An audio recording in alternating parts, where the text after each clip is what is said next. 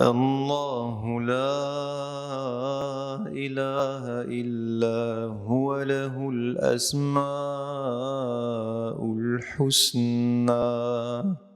Assalamu alaikum, alhamdulillah. Aujourd'hui nous allons à la rencontre d'un nouveau nom d'Allah subhanahu wa ta'ala qui est son nom At-Tawwab. Alors déjà linguistiquement, que signifie Taba? Taba signifie revenir. Souvent c'est ce qu'on traduit par se repentir. Mais linguistiquement d'abord, At-Ta'ib est celui qui revient vers Allah subhanahu wa ta'ala. D'ailleurs, il y a trois mots qui se ressemblent parce qu'ils ont à peu près la même racine linguistiquement. C'est Taba, Aba, Anaba que vous trouvez dans le Coran. Taba, on le voit régulièrement. Anaba, Allah nous dit par exemple Wa anibu ila rabbikum qui signifie revenez vers votre Seigneur. Et Aba, on voit d'abord par exemple Awwab dans le Coran qui sont des gens qui reviennent régulièrement vers Allah subhanahu wa ta'ala. Donc Taba, Aba, Anaba, les trois signifient revenir et ensuite chacun des trois va avoir une spécificité sur revenir d'où vers où. Les trois signifient revenir vers Allah subhanahu wa ta'ala. Notre destination est toujours Allah subhanahu wa ta'ala. Mais d'où est le point de départ? Et At-Ta'ib, celui qui fait la Tawba, eh bien très souvent c'est qu'il revient d'un grand péché, qu'il revient d'un égarement, qu'il revient d'une direction qu'il a pris, qu'il a éloigné d'Allah subhanahu wa ta'ala. Et d'ailleurs c'est là qu'il y a une petite subtilité entre At-Tawba et l'Istighfar par exemple. Quand on dit Al-Istighfar, on parle de pardon ici, on parle d'effacer des péchés, mais souvent ça fait référence à des petits péchés. Souvent ça fait référence à des choses qu'on fait entre guillemets en cours de route. Ça veut dire quoi? Ça veut dire que je prends la direction d'Allah subhanahu wa ta'ala, je chemine vers Allah subhanahu wa ta'ala, mais malgré que j'ai la volonté d'aller vers lui sincèrement, eh bien en chemin je vais faire des erreurs. En chemin je vais faire des péchés. Le prophète sallallahu alayhi wa sallam nous dit Kullu ibni Adam khata, tous les êtres humains font des erreurs. Donc je ferai toujours des erreurs. Mais At-Tawba, eh bien, va être plutôt pour des gens qui vont faire de grandes erreurs ou de grands péchés, ou vraiment à un moment prendre des directions dans leur vie où ils oublient complètement Allah subhanahu wa ta'ala. Des directions dans leur vie où ils font quotidiennement certains péchés ou certaines erreurs qui déplaisent à Allah subhanahu wa ta'ala, au point où l'adoration et les moments de proximité avec Allah et les moments de repentir deviennent très très faibles. Et là, à ce moment-là, quand il s'agit d'un grand péché ou quand il s'agit d'une direction qui n'est pas la bonne que je prends dans ma vie, eh bien, l'istighfar ne suffit plus. Le fait de juste dire pardon en cours de route, ça ne suffit plus. Il faut vraiment changer de cap. Il faut vraiment faire demi-tour. Il faut se retourner et reprendre la bonne direction, revenir vers Allah subhanahu wa ta'ala. Et donc là, on parle de tawba puisque c'est un retour littéral vers Allah subhanahu wa ta'ala. Donc maintenant qu'on a compris ce que signifiaient ces mots, tawba et taba, qui est At-Tawwab? Que signifie le nom d'Allah At-Tawwab subhanahu wa ta'ala? La première spécificité de At-Tawwab ou signification de At-Tawwab est celui qui accepte le retour de ses serviteurs, celui qui accepte le repentir. Ça veut dire quoi? Ça veut dire que Allah nous dit, lorsqu'il nous dit qu'il est At-Tawwab, il est en train de nous dire, quelle que soit la direction que tu vas prendre, quels que soient les grands péchés que tu vas faire, quels que soient les moments de ta vie où tu vas littéralement me tourner le dos, tu vas me tourner le dos, ô mon serviteur. Eh bien, si à un moment tu décides de revenir vers moi, alors j'accepterai ton retour, subhanallah. Autrement dit, les portes d'Allah sont toujours ouvertes. Allah ne fermera jamais les portes du repentir à qui que ce soit. Allah ne fermera jamais les portes du retour à qui que ce soit. Allah ne refusera jamais que qui que ce soit veuille reprendre le chemin d'Allah subhanahu wa ta'ala, quels que soient ses péchés, quelle que soit la durée de son égarement, quel que soit ce qu'il ait pu faire dans sa vie. Si un jour il décide de revenir vers Allah, alors At-Tawwab l'acceptera parce que At-Tawwab est celui qui accepte le retour, accepte le repentir de ses serviteurs, subhanallah. Donc ça c'est déjà un nom qui est très réconfortant pour le croyant parce que je me dis Allah ne me refusera jamais. Allah ne me fermera jamais ses portes les portes du repentir, les portes de sa miséricorde et les portes de son pardon parce qu'il est At-Tawwab. Ce nom garantit l'acceptation. At-Tawwab accepte le retour, accepte le repentir, quoi qu'il arrive. La deuxième spécificité de At-Tawwab, subhanallah, c'est que son acceptation du repentir, en fait, n'a pas de limite. On pourrait se dire, non mais j'ai été trop loin, non mais j'ai fait trop de péchés, non mais ce péché-là, Allah ne me le pardonnera jamais, non mais là ça fait 10 ans, 20 ans, 30 ans que je suis loin, comment est-ce que je pourrais revenir et faire marche arrière alors que j'ai été un ennemi juré de mon Créateur? Comment est-ce que je pourrais faire? Et là Allah subhanahu wa ta'ala nous dit dans un hadith Qudsi, Yabna Adam, ô toi le fils d'Adam, ô toi l'être humain, Innaka ma da'awtani wa rajawtani ghafartu laka wa la ubali. Si tu m'invoques, si tu m'implores et que tu me demandes pardon, je te pardonnerai quoi qu'il arrive. Oui, mais ya Allah, j'ai trop fait. Yabna Adam, law ji'tani bi qurabil ardi ma'asi, ji'taka bi qurabil ardi maghfira. Si tu viens à moi et que tu as transformé chaque grain de sable, chaque parcelle de terre qu'il y a dans la planète en péché, eh bien je te pardonnerai. J'accepterai ton repentir. Mais ya Allah, j'ai trop fait. Mes repentirs, mes péchés sont de la taille d'une montagne. Yabna Adam, law balaghat dhunubuka anan as-sama, anan as-sama, thumma ji'tani. La tushrik bi shay'a, ghafartu laka wa la ubali. Yabna Adam, ô toi le fils d'Adam, ô toi mon serviteur, ô toi l'être humain, même si tes péchés atteignent le plus haut niveau du ciel, vous imaginez des péchés qui sont une montagne qui démarre ici sur terre et qui termine dans les cieux. C'est une montagne qui n'existe pas. Imaginez que vos péchés soient aussi grands que cette montagne-là. Allah vous dit dans ce hadith Qudsi, Law ji'tani, si tu viens vers moi, si tu retournes vers moi, si tu fais taba wa aba wa anaba, que tu changes de cap, que tu changes de direction, que tu te retournes et que tu reviens à ton Créateur, ghafartu laka wa la ubali. Je te pardonnerai et aucun problème. Il n'y a aucun problème, il n'y a aucun souci, je te pardonnerai tout ce que tu as fait. At-Tawwab accepte le retour et fait que ce retour est garanti, l'acceptation est garantie, quel que soit le niveau de péché, quel que soit le niveau d'erreur, quel que soit le temps de l'égarement, Allah acceptera toujours notre retour, subhanallah, parce qu'il est At-Tawwab. Et troisième caractéristique qui est très importante de At-Tawwab et qui est également magnifique, c'est que At-Tawwab est celui qui nous aide et nous motive dans notre chemin du retour et du repentir. Parce que parfois, on a envie de se repentir, mais on ne va pas jusqu'au bout. Parfois, le cœur commence à être tiraillé, je regrette, je vais mal, je me dis, j'ai envie de faire demi-tour, j'ai envie d'y aller, mais je ne trouve pas la force. Et là, Allah qui est At-Tawwab, il n'est pas uniquement celui qui accepte le repentir, il n'est pas uniquement celui qui accepte le retour, il n'est pas uniquement celui qui accepte ce retour, quelles que soient les conditions, quel que soit le degré de péché et le degré d'égarement, il est celui qui va nous aider à revenir vers lui et nous prendre nos mains et nous accompagner sur le chemin du retour, juste entre le moment où j'ai juste envie de me retourner et le moment où je suis revenu vers lui, il a pris ma main et il m'a accompagné. Et ça, on le voit dans un verset qui est magnifique, où Allah nous parle de 3 personnes, de 3 compagnons qui ont laissé le prophète sallallahu alayhi wa sallam. Alors qu'il y avait une bataille, que tout le monde y est allé, et un certain nombre de compagnons n'y sont pas allés. La grande majorité d'entre eux étaient des hypocrites. Le prophète sallallahu alayhi wa sallam savait clairement que ces gens-là étaient des faux croyants. Ils faisaient semblant d'être croyants, mais ils ne l'étaient pas. Donc leur absence ne changeait rien à l'histoire et n'a pas déçu le prophète sallallahu alayhi wa sallam. Mais il y a 3 compagnons sincères. 3 compagnons qui croyaient sincèrement en Allah, en son messager, qui aimaient Allah et son messager, et bien qui ont fait faux bond au prophète sallallahu alayhi wa sallam parce qu'ils ont préféré se reposer.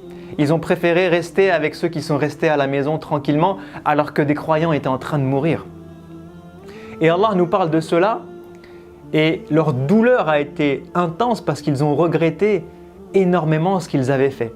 Et alors que tout le monde mentait au prophète sallallahu alayhi wa sallam parmi les hypocrites pour lui inventer des excuses de pourquoi est-ce qu'on t'a fait faux bon ya Rasulallah, eux n'ont pas eu la force de mentir les yeux dans les yeux du prophète sallallahu alayhi wa sallam. Et Allah, lorsqu'il nous parle de ces trois personnages, dans quelle sourate? Sourate At-Tawbah, la sourate du repentir, il nous dit ثُمَّ تَابَ اللَّهُ عَلَيْهِمْ لِيَتُوبُوا.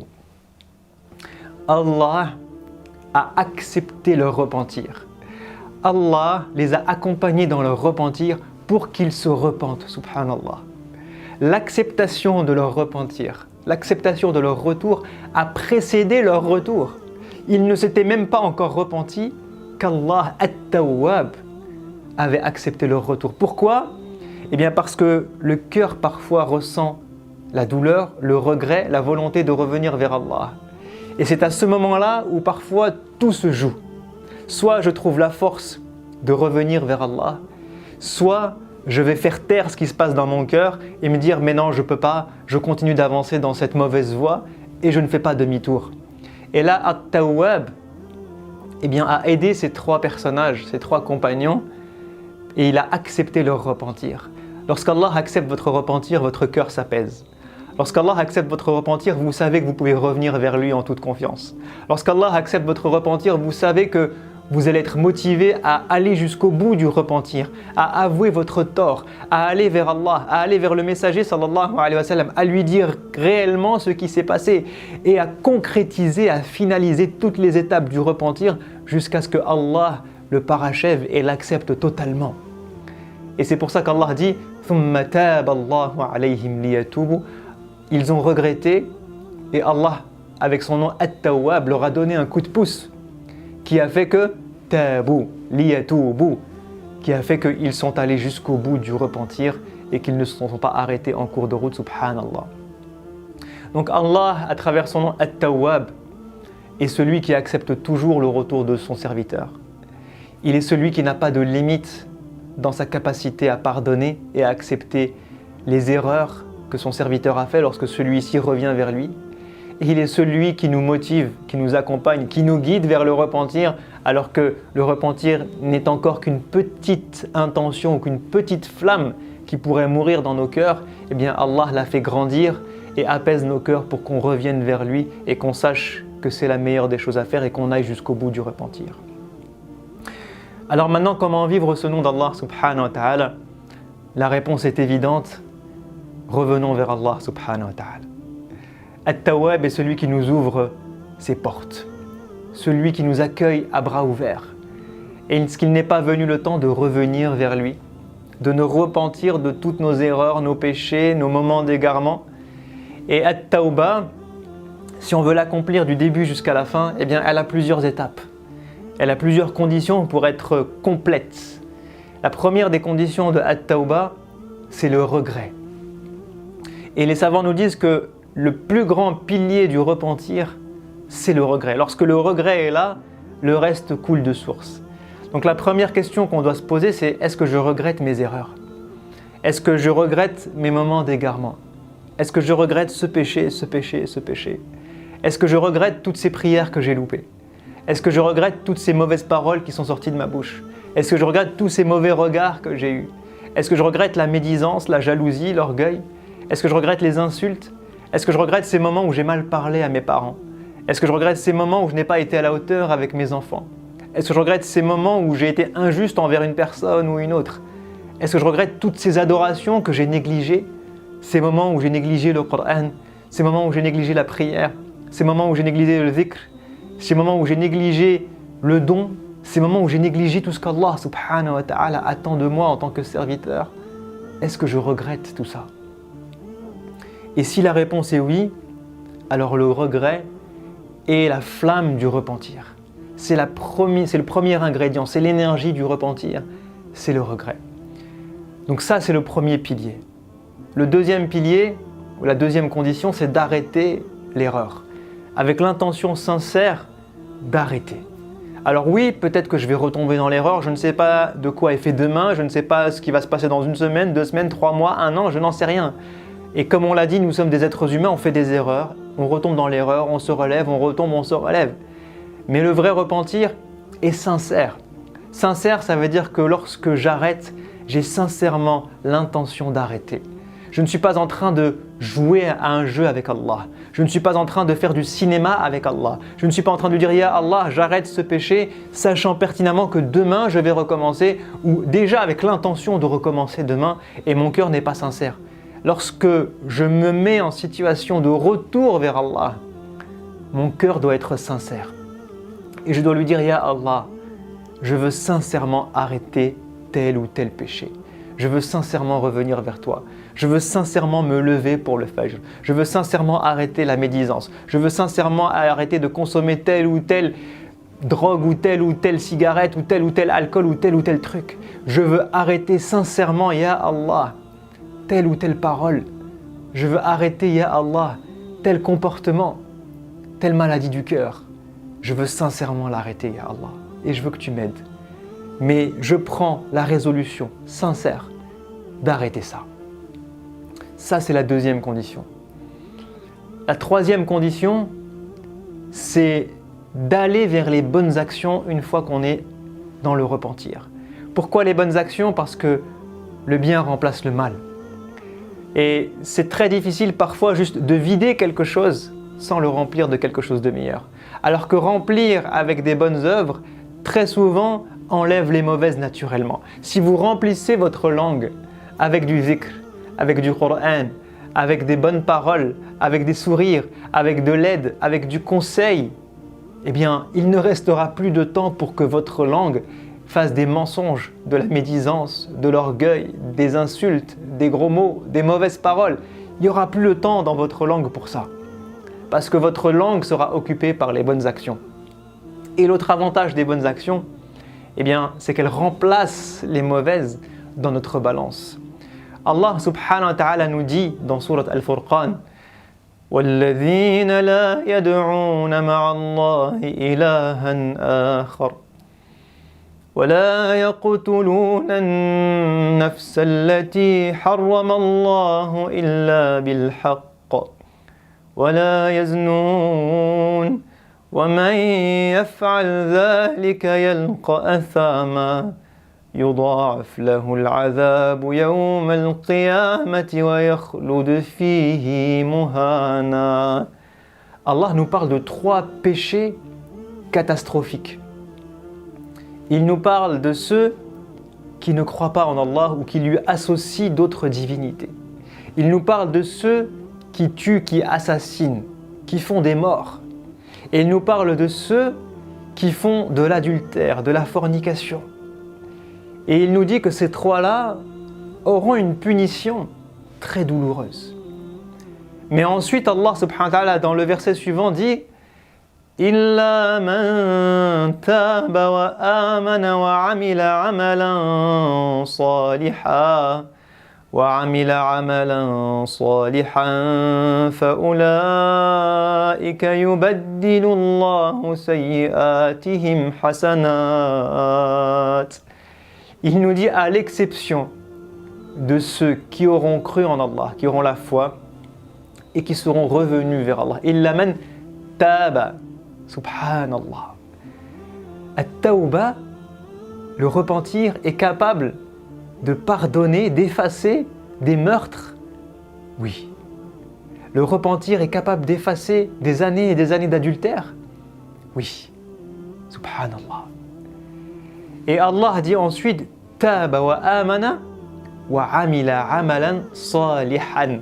3e condition. Je le fais avec foi, sincèrement et regret. Je suis revenu vers Allah, j'ai fait ma tauba. D'accord? Et ensuite, je fais quoi? Amal salih. Je remplace par de bonnes œuvres. Je compense. Je me fais pardonner. Je montre ma bonne foi. Je montre, Ya Allah, que je veux changer. Et quelle meilleure manière de montrer à Allah que j'ai pris un nouveau chemin, que j'ai pris le chemin du retour, que je suis revenu vers lui, si ce n'est en lui montrant mes bonnes œuvres, en faisant des bonnes choses, incha'Allah. Et ce qui est magnifique dans ce verset, Allah très souvent dit « Alladhina ya'maluna as-salihat ». Il parle de ceux qui font des bonnes œuvres, il parle au pluriel. Ici, il dit « Amila amalan » amalan salihan. Un, ne serait-ce qu'une bonne action, subhanallah. Allah est en train de nous dire, montre-moi ta sincérité.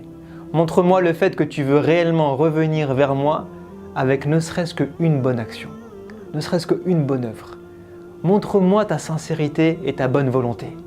Est-ce qu'on est capable de faire un repentir et d'accompagner ce repentir ne serait-ce qu'avec une bonne action? 2 raka'at compris pour Allah, un moment de dhikr, un hizb de Coran, un don, une sadaqa, une belle parole à une personne qui est dans la difficulté, un câlin qu'on va faire à nos enfants, à nos parents, en me disant « Qu'est-ce que je peux faire comme bonne action pour te montrer, ya Allah, que je suis de bonne foi, que je veux sincèrement revenir vers toi et je te le prouve avec ne serait-ce que « amalan salihan ». Allah nous dit « Ulaika yubaddilu Allahu sayyi'atihim hasanat ». Ceux-là qui sont décrits là, Allah transformera leurs mauvaises œuvres en bonnes actions. Ils arrivent le jour du jugement et lorsqu'ils voient tous leurs péchés, ces péchés se transforment en bonnes actions, comme si chacun de leurs péchés était une adoration, subhanallah. Comme si chacun de leurs péchés était une bonne action, comme si chacun de leurs péchés était un don, comme si chacun de leurs péchés était quelques raka'at qu'ils ont prié pour Allah, une lecture de Coran. Vous imaginez un péché gigantesque que vous avez fait, vous arrivez le jour du jugement et on vous dit ce péché il a été transformé en 20 pages de Coran qui ont été lues par toi, subhanallah. Yubaddilu Allahu sayyi'atihim hasanat. Ça c'est at-tawwab, at-tawwab. Alors revenons vers Allah subhanahu wa ta'ala. Et le dernier conseil que je me donne et que je vous donne, c'est de ne pas lésiner sur la tauba. De ne pas faire la tauba une fois par an, une fois tous les 10 ans.